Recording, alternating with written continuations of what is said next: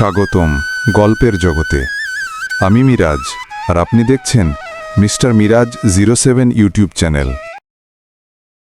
ইন্দোনেশিয়ার ঘন জঙ্গল, চারপাশে অন্ধকার, শুধু ঝিঝি পোকার দাগ, আর দূরে কোথাও অদ্ভুত এক বাঁশির সুর ভেসে আসছে।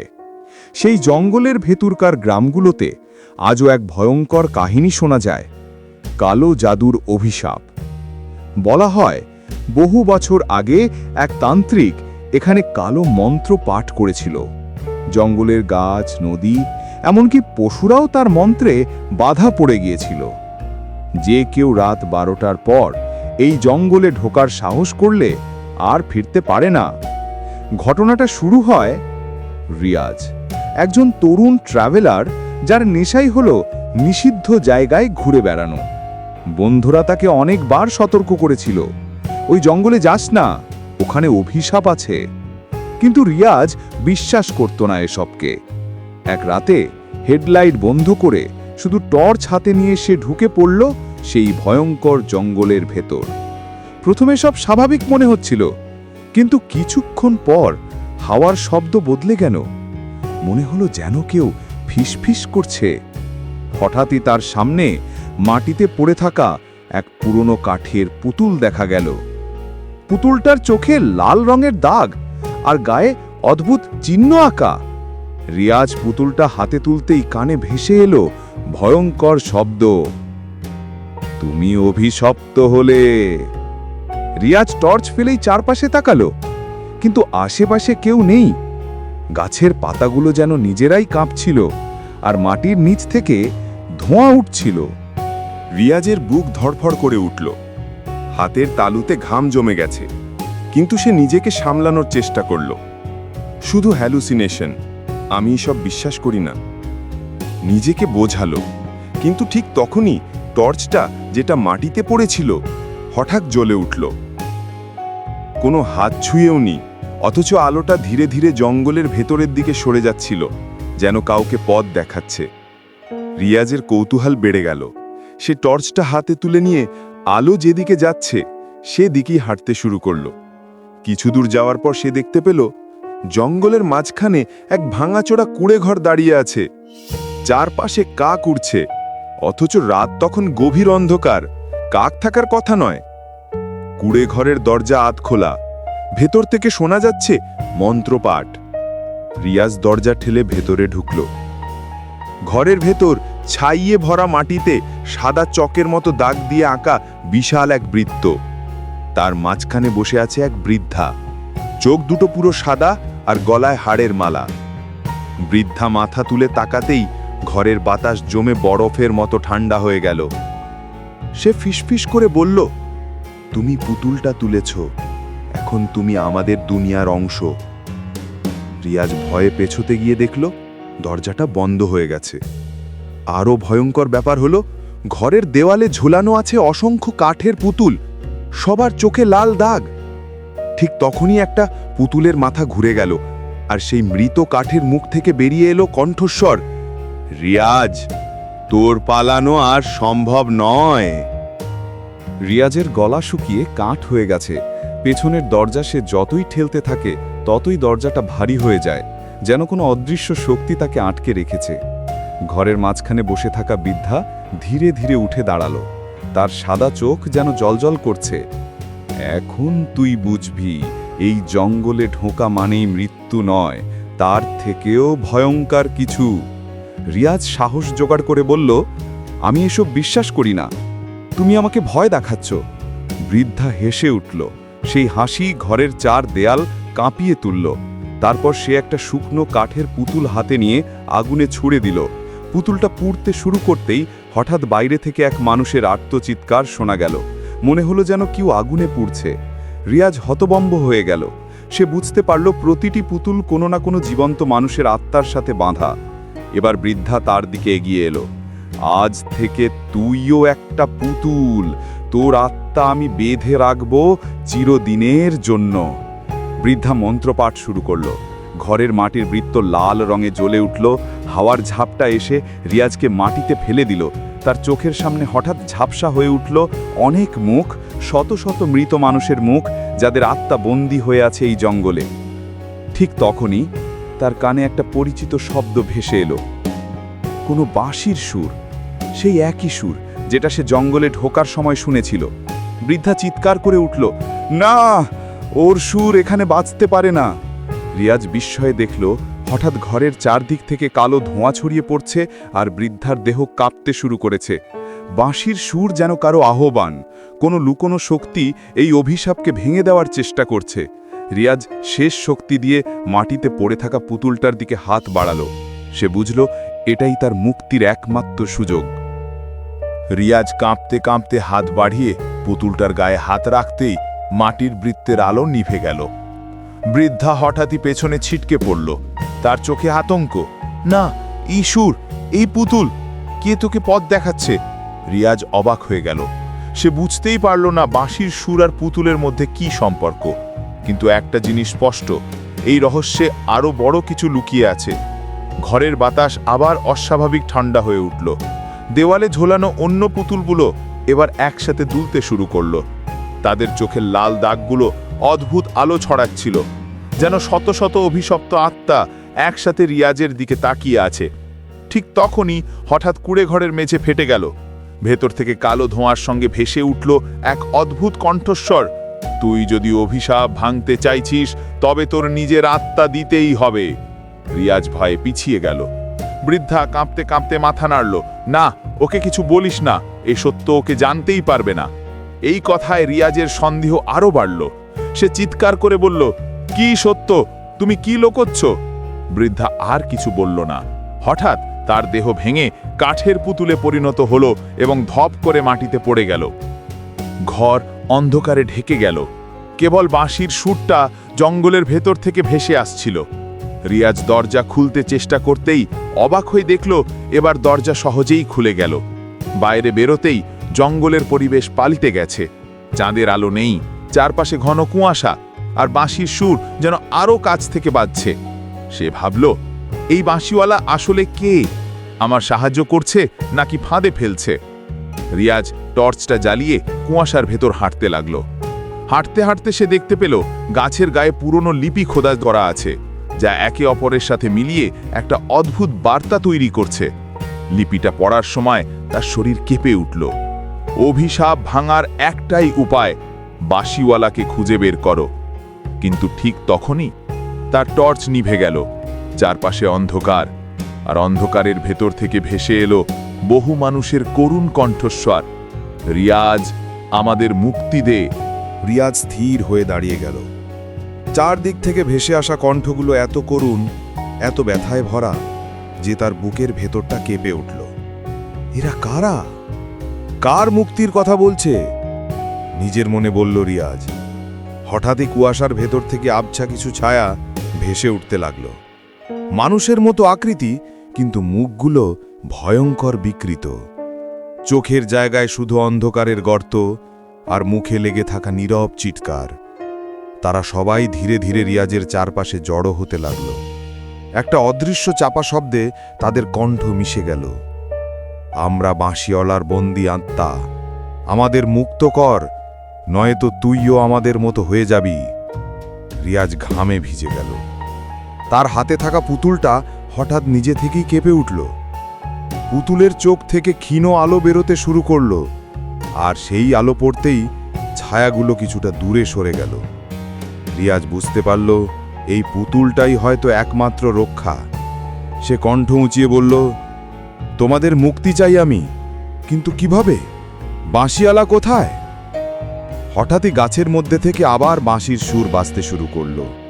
এবার আরও পরিষ্কার, আরও কাছে। সুরটা ছিল অদ্ভুত, কখনো মায়াবী, কখনো ভয়ঙ্কর। রিয়াজ ধীরে ধীরে সেই সুরের দিকে হাঁটতে লাগলো। ছায়াগুলো তার পেছনে পেছনে চলতে লাগলো, যেন ওরাই তাকে পথ দেখাচ্ছে। কিছু দূর যেতেই কুয়াশার ভেতর একটি বিশাল বট গাছ দেখা গেল। গাছের গোড়ায় অর্ধেক মাটির নিচে ডুবে থাকা এক পাথরের দরজা। দরজার গায়ে একই রকম লিপি খোদাই করা, যা রিয়াজ আগেই দেখেছিল। ঠিক সেই সময় সুরটা হঠাৎ থেমে গেল।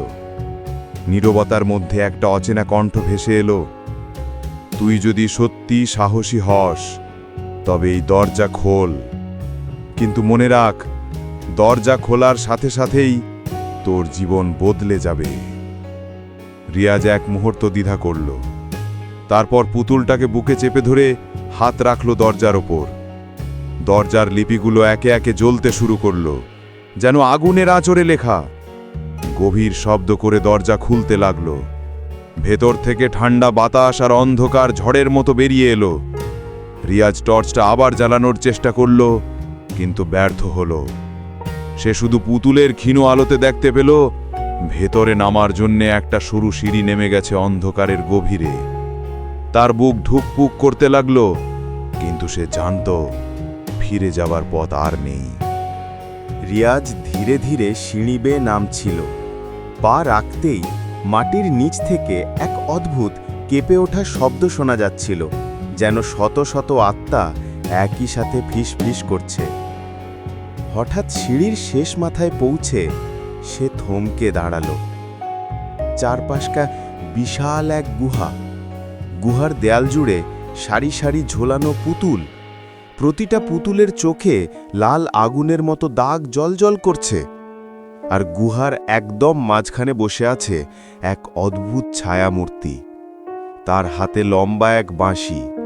চাঁদের আলো ছাড়া অন্ধকার গুহার ভেতর শুধু সেই বাঁশির অদ্ভুত দীপ্তি ছড়িয়ে পড়ছে। রিয়াজের বুক ধুকফুক করতে লাগল। সে ফিসফিস করে বলল, তুই তবে বাঁশিওয়ালা? ছায়ামূর্তি ধীরে ধীরে মাথা তুলল। তার চোখে কোনো চোখের মণি নেই, শুধু শূন্য অন্ধকার। তার ঠোঁটে হালকা হাসি। তারপর সে বলল, অনেক বছর ধরে আমি অপেক্ষা করছি। তুই একমাত্র যে অভিশাপ ভাঙতে পারবি। রিয়াজ অবাক হয়ে জিজ্ঞেস করল, অভিশাপ? কোন অভিশাপ? আর আমি বা কেন? বাঁশিওয়ালা ধীরে ধীরে বাঁশি ঠোঁটে তুলল। একটা বিষণ্ণ সুর গুহার ভেতর ভেসে উঠতেই আশেপাশের সব পুতুল হঠাৎ কেঁপে উঠল। তাদের চোখ থেকে বেরোতে লাগলো ধোঁয়ার মতো আকৃতি, যেন আত্মারা বন্দী ছিল সেখানে। কণ্ঠগুলো আবার ফিসফিস করতে লাগলো, আমরা তার বন্দী, মুক্তি দে আমাদের। রিয়াজ হতবাক হয়ে চারপাশে তাকালো। তারপর চিৎকার করে বলল, তুই এদের বন্দী করে রেখেছিস কেন? বাঁশিওয়ালার মুখে ধীরে ধীরে গম্ভীরাটা ফুটে উঠল। সে গভীর স্বরে বলল, আমি অভিশপ্ত। যে আমার বাঁশির সুর শুনবে সে আমার দাসে পরিণত হবে। আমি চাইনি এটা হোক, কিন্তু এখন আর থামাতে পারি না। আমার বাঁশি থামাতে হলে আমার আত্মাকে মুক্ত করতে হবে। রিয়াজের চোখ বড় হয়ে গেল। সে কাঁপতে কাঁপতে বলল, মানে তোর আত্মা মুক্ত করলে তুই হারিয়ে যাবি? বাঁশিওয়ালা মাথা নাড়ল। হ্যাঁ, কিন্তু সাবধান রিয়াজ, আমার আত্মাকে মুক্ত করতে হলে তোর নিজের আত্মা উৎসর্গ করতে হবে। এক মুহূর্ত নীরবতা নেমে এলো। গুহার চারপাশে বন্দি আত্মারা কেঁদে উঠল। ওর কথা শুনিস না, তুই যদি উৎসর্গ করিস তুইও বাঁশিওয়ালার মতো অভিশপ্ত হয়ে যাবি। রিয়াজের মাথা ঝিমঝিম করতে লাগলো। সে দ্বিধায় পড়ে গেল। সত্যিই কি আত্মা দিতে হবে, নাকি এর পেছনে আরো কোনো গোপন রহস্য লুকিয়ে আছে? ঠিক তখনই হঠাৎ গুহার এক কোণে থাকা একটা পুতুল ভেঙে পড়ল, আর ভেতর থেকে বেরিয়ে এলো রিয়াজের চেনা সেই বৃদ্ধা যে আগেই কাঠের পুতুলে পরিণত হয়েছিল। বৃদ্ধা কাঁপতে কাঁপতে চিৎকার করল, রিয়াজ, কিছুতেই বিশ্বাস করিস না। বাঁশিওয়ালা তোকে ফাঁদে ফেলছে। প্রকৃত সত্য এখনো তুই জানিস না। রিয়াজ হতবাক হয়ে দাঁড়িয়ে রইল। সে বাঁশিওয়ালার দিকে তাকালো আর দেখল তার মুখের হাসিটা ধীরে ধীরে অদ্ভুত ভয়ঙ্কর হয়ে উঠছে। রিয়াজ, বাঁশিওয়ালার কথায় বিশ্বাস করিস না। ওর অভিশাপ ভাঙার আসল পথ ভিন্ন। বাঁশিওয়ালার চোখ জল করে উঠল। সে বাঁশি ঠোঁটে তুলতেই পুতুলগুলো একসাথে কেঁপে উঠল। তাদের চোখ থেকে বেরোতে লাগলো আগুনের মতো লাল আলো। পুরো গুহা কাঁপতে লাগলো। চুপ কর বুড়ি, গর্জে উঠল বাঁশিওয়ালা। তুই বহুদিন ধরে আমার গোপন ফাঁস করতে চাইছিস, আজকেই তোর শেষ দিন। বৃদ্ধা কাঁপা গলায় বলল, রিয়াজ শোন, সত্যটা হলো বাঁশিওয়ালা আসলে এক সাধক ছিল, যে মৃত্যুকে ঠকাতে কালো জাদুর পথ নিয়েছিল। সেই জাদুর বিনিময়ে ওর বাঁশিতে বন্দী হয়েছে শত শত আত্মা। অভিশাপ ভাঙার জন্য তোর আত্মা দিতে হবে না, বরং এই বাঁশিটা ধ্বংস করতে হবে। রিয়াজ স্তম্ভিত হয়ে গেল। সে বাঁশিওয়ালার দিকে তাকিয়ে চিৎকার করে বলল, এটা কি সত্যি? বাঁশিওয়ালা বিকাট হাসি হেসে উঠল। ধ্বংস করবে বাঁশি? মূর্খ, এই বাঁশি আমার অস্তিত্বের সাথে বাঁধা। বাঁশি ভাঙলেই আমার আত্মা ছিঁড়ে টুকরো টুকরো হবে, কিন্তু মনে রাখিস, তখন এই গুহায় বন্দি সব আত্মাও ছিঁড়ে গিয়ে ধ্বংস হবে। ওরা কখনো মুক্তি পাবে না। আত্মাগুলো একসাথে চিৎকার করে উঠল, না, আমাদের ধ্বংস করো না, আমাদের মুক্তি চাই। রিয়াজ বিভ্রান্ত হয়ে পড়ল। সে বৃদ্ধার দিকে তাকালো। তুমি বলছো বাঁশি ভাঙতে হবে, কিন্তু আত্মারা বলছে মুক্তি চাই, তাহলে কোনটা সত্যি? বৃদ্ধা কেঁদে উঠল। ওরা জানে না রিয়াজ, বাঁশি অক্ষত থাকলে ওরা চিরকাল বন্দী থাকবে। ধ্বংস হলে তাদের কষ্ট শেষ হবে, তারা মুক্ত হবে মৃত্যুর আলিঙ্গনে। গুহা ভরে গেল কান্না আর বাঁশির ভয়ঙ্কর সুরে। বাঁশিওয়ালা ধীরে ধীরে রেয়াজের দিকে এগিয়ে আসতে লাগল। তার হাতের বাঁশি অদ্ভুত আলো ছড়াচ্ছিল, যেন জীবন্ত কোনো দানব। তোর সামনে দুটি পথ রেয়াজ, ফিস ফিস করে বলল বাঁশিওয়ালা। এক, তুই বাঁশি ভাঙবি আর তখন শত শত আত্মা ধ্বংস হবে। দুই, তুই তোর আত্মা উৎসর্গ করবি আর তুই হবে নতুন বাঁশিওয়ালা। রিয়াজের বুক ধুকপুক করে উঠল। সে বুঝতে পারছিল এটা তার জীবনের সবচেয়ে ভয়ঙ্কর সিদ্ধান্ত। ঠিক তখনই পুতুলটা তার হাতে কেঁপে উঠল, আর হঠাৎ ফিস ফিস করে একটা কণ্ঠ ভেসে এলো, রিয়াজ, সঠিক পথ বেছে নে, মুক্তিই আমাদের সত্য। রিয়াজ ঘামে ভিজে গেল। তার হাতে বাঁশি ছিনিয়ে নেওয়ার মতো শক্তি আসতে লাগলো, কিন্তু মনের ভেতর দ্বন্দ্ব ঘুরপাক খাচ্ছে। সে কি নিজের আত্মা উৎসর্গ করবে, নাকি বাঁশি ভেঙে শত শত আত্মাকে একসাথে মুক্তি দেবে? গুহার অন্ধকার আরও ঘন হতে লাগলো। একটা সিদ্ধান্তই এখন সবকিছু বদলে দেবে। গুহার ভেতরে নিস্তব্ধতা নেমে এলো। শুধু বাঁশিওয়ালার বাঁশির সুর ভেসে আসছিল, একটা সুর যেটা মানুষের মনকে ছিঁড়ে ফেলার মতো ভয়ঙ্কর। রিয়াজ দাঁড়িয়ে আছে, হাতে সেই অদ্ভুত পুতুল। তার চারপাশে অসংখ্য আত্মা, যাদের আর্তনাদ চারদিক কাঁপিয়ে দিচ্ছে। বৃদ্ধা হাঁপাতে হাঁপাতে বলল, রিয়াজ, এটাই সময়, বাঁশি ভাঙ, ওদের মুক্তি দে। কিন্তু বাঁশিওয়ালার গলা বজ্রের মতো গর্জে উঠল, যদি বাঁশি ভাঙিস, এরা সবাই ধ্বংস হবে। তুই নিজের হাতে শত শত আত্মাকে শেষ করবি, নাকি নিজের আত্মা উৎসর্গ করে এদের বাঁচাবি? রিয়াজের বুক ধুকপুক করতে লাগলো। তার চোখে ভেসে উঠল শৈশবের স্মৃতি, বাবার শিক্ষা, মায়ের মুখ, আর সেই বিশ্বাস যে অশুভের কাছে মাথা নত করা যায় না। সে দাঁত চেপে চিৎকার করে উঠল, আমি আমার আত্মা দেব না, আর শত শত আত্মাকে তোর বাঁশির বন্দী হতে দেব না। আজই সব শেষ হবে। এ কথা বলেই রিয়াজ ঝাঁপিয়ে পড়ল বাঁশিওয়ালার দিকে। হাত বাড়িয়ে বাঁশিটা ছিনিয়ে নিল। বাঁশিওয়ালা বিকট গর্জন করে উঠল, তার চোখে আগুনের ঝলকানি। না, এটা করিস না। কিন্তু রিয়াজ পুতুলটাকে শক্ত করে আঁকড়ে ধরে বাঁশিটা দুই হাতে ভাঙার চেষ্টা করল। গুহা কেঁপে উঠল, পুতুলের চোখ থেকে তীব্র আলো বেরোতে লাগলো। শত শত আত্মা একসাথে চিৎকার করে উঠল, মুক্তি, মুক্তি, মুক্তি। অবশেষে এক বিকট শব্দে বাঁশিটা মাঝখান থেকে ভেঙে গেল। এক মুহূর্তে সব আলো নিভে গেল। গুহার ভেতর অন্ধকারে নেমে এলো। তারপর হঠাৎ বিস্ফোরণের মতো আলোর ঝলক। আত্মাগুলো একে একে সাদা আলোয় মিলিয়ে গেল, যেন তারা আকাশের দিকে উড়ে যাচ্ছে। বাঁশিওয়ালার চিৎকারে গুহা ভেঙে পড়তে লাগলো। তার শরীর ছিঁড়ে গিয়ে ধোঁয়ার মতো মিলিয়ে গেল অন্ধকারে। শেষ মুহূর্তে তার কণ্ঠ ভেসে এলো, তুই ভাবছিস তুই জিতেছিস, কিন্তু অভিশাপ এখানেই শেষ নয়, আবার ফিরে আসব। গুহার মেঝে ফেটে পড়ল। রিয়াজ দ্রুত দৌড়ে উপরে উঠতে লাগলো। বৃদ্ধাও তার পেছনে দৌড়াচ্ছিল। অবশেষে তারা গুহা থেকে বেরিয়ে আসতেই চারপাশের কুয়াশা ধীরে ধীরে সরে গেল। আকাশে ভোরের আলো ফুটে উঠল। জঙ্গলের অন্ধকার পরিবেশ অনেকটা শান্ত হয়ে গেল। রিয়াজ হাঁপাতে হাঁপাতে আকাশের দিকে তাকালো। তার মনে হলো সে যেন শত শত আত্মাকে মুক্ত করেছে, কিন্তু তার বুকের ভেতর তখনও একটা অদ্ভুত শীতলতা জমে আছে। বৃদ্ধা তার কাঁধে হাত রেখে ধীরে ধীরে বলল, তুই অভিশাপ ভেঙেছিস, কিন্তু মনে রাখিস ওর কথা মিথ্যে নয়।